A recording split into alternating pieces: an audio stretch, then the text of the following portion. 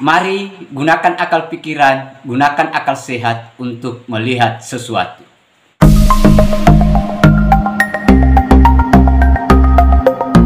Assalamualaikum warahmatullahi wabarakatuh. Salam sejahtera untuk kita semua, salam demokrasi dan salam pluralisme.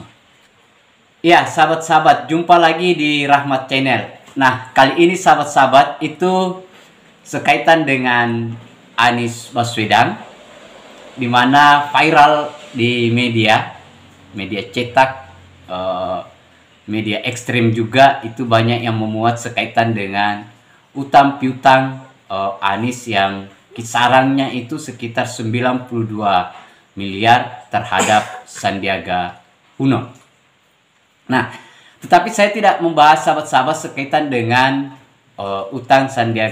utang Anies Baswedan, tetapi ini ada pernyataan yang sedikit menarik atau cuitan lah yang menohok dari politisi Gelora atau ex politisi PKS, yaitu Fahri Hamzah. Dan dia memberikan komentar terhadap utang Anies itu bahwa itu ada yang namanya kecenderungan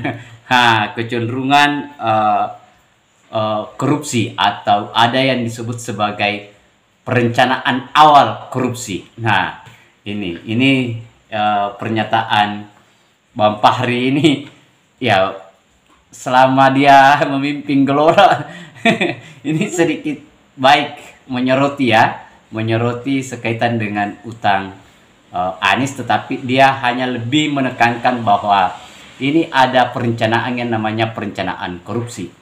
Nah, untuk lebih lengkapnya sahabat-sahabat, saya akan bacakan beritanya ya. Ini berita saya kutip dari teman-teman populis yang menuliskan beritanya. Nah, untuk itu sahabat-sahabat, saya bacakan saja langsung ya beritanya sahabat-sahabat. Nah, ini populis. Nah, ini sahabat-sahabat ya. Utang Anies 92 miliar rupiah ke Sandiaga dianggap lunas setelah menang Pilkada DKI. Celutukan Fahri Hamzah menohok, ini sih perencanaan korupsi.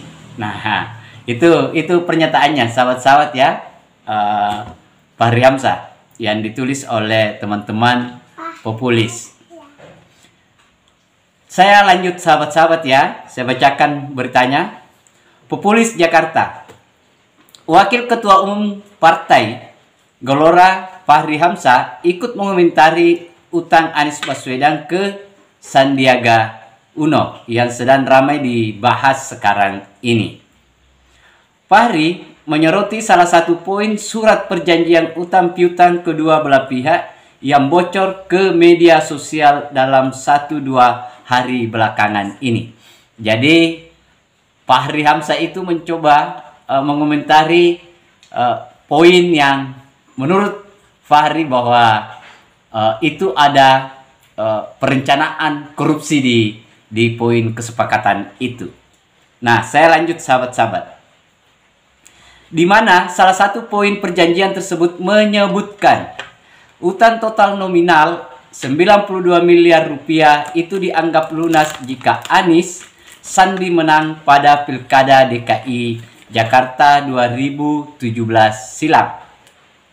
Menurut Fahri Hamzah, apapun alasannya, perjanjian pelunasan utang itu tidak dapat dibenarkan, sebab perjanjian tersebut justru terang-terangan membuka ruang korupsi setelah Anies Sandi berkuasa di Jakarta.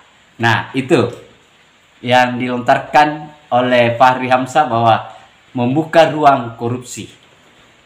Kemudian, pinjam-meminjam uang di belakang layar dengan janji lunas setelah berkuasa adalah bentuk perencanaan korupsi yang sangat kasat mata, kata Fahri Hamzah di akun Twitternya dilansir populis.id. Nah, itu sahabat-sahabat ya. Kemudian ex politisi PKS ini mengatakan korupsi di negara ini mustahil diberangus jika para pejabatnya masih melakukan perjanjian seperti ini di belakang layar. Dia mengatakan masyarakat Indonesia harus bisa beramai-ramai menolak hal ini. Nah, itu pernyataannya Pak Fahri Hamzah, sahabat-sahabat, bahwa korupsi itu akan susah sekali kita akan berangus kalau para politisi kita ini itu sebelum terpilih itu mencoba main di belakang layar untuk seakan-akan bersilah di permukaan, tidak ada cacatnya, jujur, tetapi ternyata di belakang itu dia bermain layar, sahabat-sahabat ya. Lanjut, praktek ini harus kita hentikan kalau kita ingin Indonesia bebas dari korupsi, tutupnya. Nah, itu juga sahabat-sahabat ya. Tak hanya Pak Fahri Hamzah, pegiat media sosial John Sitorus juga secara khusus menyoroti poin perjanjian tersebut. Ternyata John Sitorus juga ikut mengomentari ya di poin kesepakatan Anies dan Sandiaga Uno itu. Poin nomor 7 sebenarnya mengerikan. Perjanjian utang piutang akan selesai jika Abbas ini Anies ya dan Sandiaga Uno terpilih jadi gubernur, wakil gubernur, kata John Sitorus, seraya memamerkan dokumen perjanjian utang piutang tersebut. Nah, itu karena dia beredar di media, sahabat-sahabat, soal surat kesepakatan atau surat perjanjian tersebut. Dengan adanya poin perjanjian tersebut, kata John Sitorus, Anies Baswedan dan Sandiaga Uno jelas bekerja keras untuk mengembalikan modal yang mereka keluarkan untuk biaya kampanye pada saat itu. Sebab gaji gubernur dan wakil gubernur dianggap mustahil untuk bisa menutup pengeluaran tersebut. John lantas menduga Anies Baswedan dan Sandiaga Uno pakai cara lain untuk mengembalikan modal kampanye mereka. Nah, itu. Kemudian, sahabat-sahabat, saya lanjut. Saya makin paham kenapa banyak temuan kelebihan bayar dan proyek asal-asalan selama 5 tahun terakhir. Lalu serapan anggaran selalu di atas 95%. Luar biasa, tegasnya. Nah, ternyata banyak kegiatan yang tidak jalan, kemudian banyak kegiatan yang tidak selesai menurut John. Tetapi serapan anggarannya itu di atas 95%, sahabat-sahabat. Kalau pertanggungjawaban 95% kan pasti pekerjaan akan selesai, kan begitu. Tetapi ini lagi-lagi luar biasa, sahabat-sahabat ya. Adapun masalah utang piutang ini pertama kali dibocorkan oleh politisi Golkar Erwin Aksa. Dia mengatakan utang tersebut untuk ongkos kampanye Pilkada DKI Jakarta. Pernyataan Erwin Aksa kemudian diamini oleh Anies Baswedan dan Sandiaga Uno.